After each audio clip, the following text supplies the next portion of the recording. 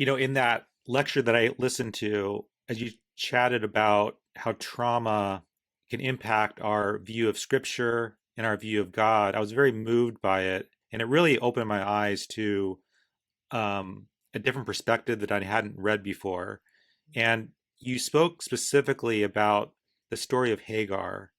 Mhm. And that was like I had to I had to go back to my Bible to read that story because Mhm. as you were talking about it, I was remembering little bits of it, but as you started to actually talk about that story and the trauma inflicted on Hagar, like it wasn't computing. I was like, how did I miss this? How did I miss this?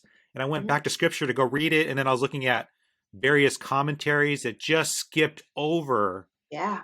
what you were addressing. I was wondering maybe you can kind of talk about that story because it hit me hard. Yes. Thank you for raising it. And it goes with the importance of us always asking ourselves, like, who's telling the story? And I think as Christians, we can get uncomfortable with that question because we say like God wrote it all, but we're human beings that like are doing the writing. It's like with Sunday sermons, right? It's like yes, you can have like 20 preachers, all with like at the root a God inspired message, but it is coming through a vessel who has some lived experiences, some opinions, some perspectives, and that's not erased in the telling of the story. And so, who gets centered or celebrated in the story is that like it's like when historians say, you know, um, hunters will always be glorified until lions get to tell their story, right? So it's like if you told the same story from the perspective of a lion, we have a very different scenario here. So, for Hagar, you know, um, she's really presented as not a sacred, um, God chosen being. It's like Sarah and Abraham are the special ones and are the center story in the way that it's told, and that they're told they're going to have a child. It's taken a while, they're getting older, and so then the wife, who would be the mistress of the house, the madam of the house, if you want to talk about um, Hagar's role in the quote unquote family, um, decides that Abraham should have sex with Hagar in order for them to have a child.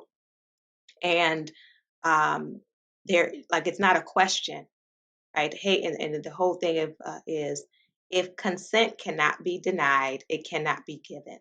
If I cannot say no, you can't say I agree to it. And some people want to jump over that because they say, well, during that day and time, that was the norm. Well, because something is normative, does that make it godly or healthy or right? That's how people want to skip over slavery and say it's not that people were being brutalized, this was the norm. So if it's normal to whip people, to hang people, to have non-consensual sex with children who are of African descent, because everybody else is doing it, like we say that to our kids all the time. Just because everybody else jumps off a roof, does that make it the right thing to do? So something being common does not make it acceptable. Something being common does not make it a God idea. And so, um, the way it gets presented as problematic is just Sarah not trusting God. So it becomes a thing of like, it's an example of her lack of faith, but never about the harm on this person. Uh, and then as a trauma survivor, when the story goes on, it says that, Hagar starts having a bad attitude, right? And I've heard even women preach this and say, yeah, we all need to stay humble because, you can get above yourself and, think you're something special because she was able to be pregnant and Sarah wasn't. And, it takes the power dynamic out of the story. It's as if to say, These are two equal women, and one was fertile and one wasn't. And the one that was fertile was looking down on the one who wasn't. The one who's pregnant didn't ask to be in this situation to begin with, right? And so when you are being required to have to let someone sexually enter you without your permission, that's going to have an emotional impact. So if she's now walking around the house angry, sad, irritable, the biblical response, the Christ centered response is stop being mad. That's not the Christ centered response to trauma survivors. But I will say, I have noticed in my work that people have more compassion if you show up looking sad than if you're angry.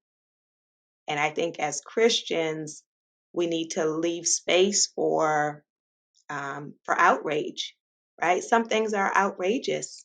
And so maybe people who read the text would feel differently if she was crying. But I think some people still would be like, she needs to not cry and thank God she has a position in the house or what have you. But we want to be mindful about our judgments in terms of how people respond to their pain and to even see people at all and not just center ourselves or center the people who are called the quote unquote heroes. Yeah. After you preached on that at Fuller, and I went to go back to read that story again because it didn't compute as you're telling the story. I was like, "What?" Like Glory. record scratch. I need to go back and read this story with this new lens. Yes, she's raped. Yes, she's like put out of the house into the desert with a little bit of water with like it didn't make any sense to me. Right. And then on top of it, and you also point this out in your lecture about Father Abraham and Sarah, they're like the heroes. Mhm. And we celebrate Father Abraham. We sing the songs about Father Abraham. Meanwhile, this is the most destructive, Yes. horrifying story Yeah. um, of how a woman, enslaved woman, Yes. has been raped and then Mm. sent on her way.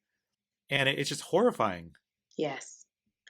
And it highlights, the experience of many contemporary survivors who have been abused by whether church heroes or governmental heroes or community leaders, um, where people will rally around the celebrities.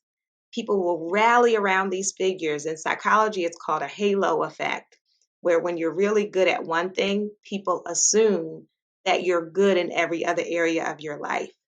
So it's like if someone comes forward and says a pastor or a singer or an athlete or a Boy Scout troop leader abuse them or a politician, then people say, oh, they must be lying. They want fame. They want money. And in these stories, people never get like a parade. Like you don't get all these great rewards by coming out and telling your story. You often get demonized and rejected, and people will also misuse scripture and say, "Touch not my anointed."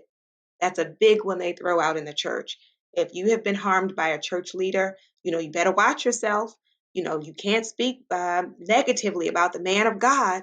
So it is then not only the original violation, but the community violation of not only disbelief, but continued adoration, celebration, promotion of people who are engaging in harmful behaviors. Hey, thank you so much for checking out this video clip from the Dogado podcast. To get more videos like this, simply subscribe here on YouTube. You can also download the full episode of each show on iTunes, Spotify, Google Play, or your favorite podcast player. Take care.